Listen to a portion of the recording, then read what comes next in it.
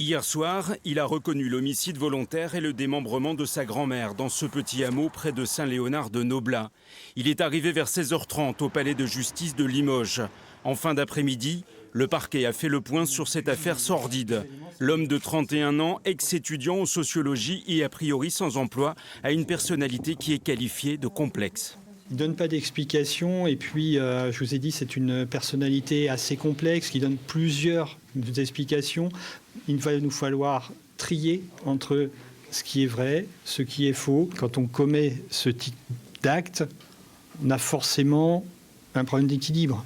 Après, où est-ce qu'il se trouve, comment, pourquoi, quel mobile, tout ça, ça va être l'intérêt de l'information judiciaire de comprendre et de savoir. Aujourd'hui, les enquêteurs ont continué leurs investigations dans la maison de la grand-mère.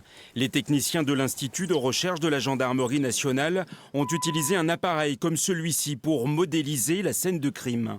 Je détaille à ce stade que 57 militaires de la gendarmerie ont permis de soutenir l'engagement sur les 3 premières journées.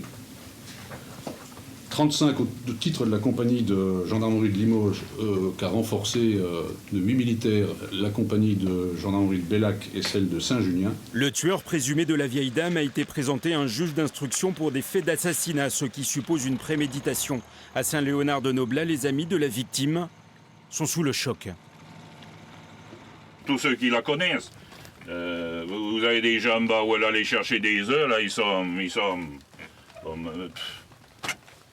C'était vraiment quelqu'un de super gentil, quoi. Le discernement du suspect était-il altéré au moment des faits? Les futures investigations et expertises psychiatriques le diront.